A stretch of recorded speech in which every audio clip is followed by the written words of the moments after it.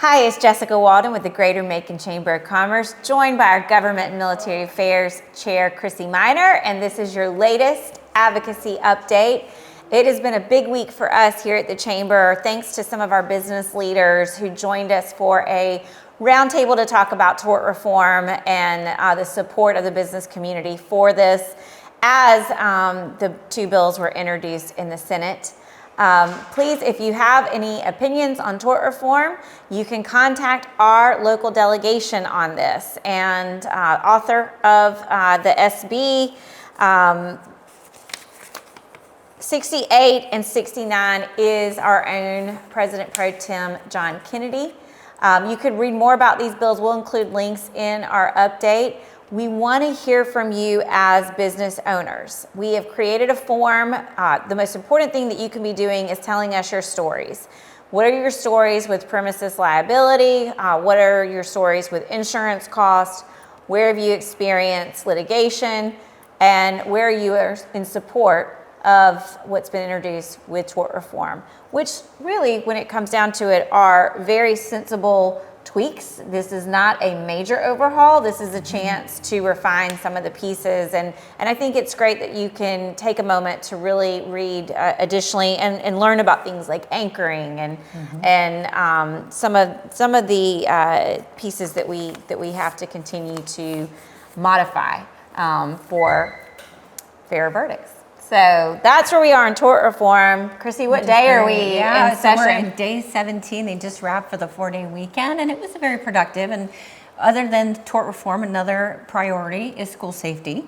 And so this week they debated the Speaker's school safety measures, and also another, speaking of Senator Pro Tem Kennedy, he also had an absenteeism bill that was discussed on the floor this week. So all of that moving, tort reform, school safety, some military bills we talked about a little bit. So lots of great stuff, and they're making inroads. And again, we've only got 40 days, so the clock is ticking. I will say keep an eye on SB 89. This is a child care tax credit. This is a workforce opportunity for us, so we are going to be watching that one. It basically increases the business tax credit, jumping from 75% to 95% if businesses have child care in their facility. So that is something to watch, as well as military retirement, being able to have tax exclusion in the state of Georgia. I was with our own General Eberlin this week. He said that this is something so important as a workforce issue because, as you know, with military, retirement does not mean the end of the road. No, absolutely. They retire pretty young and then they get a second job in the community. All the surrounding states, they do give full 100% military retirement exemption. So certainly something great that we should look at. So to have that competitive workforce, keep them here. We want to be in support of that. Thank you to our Representative Bethany Ballard, who is working on one of the bills in regards to that.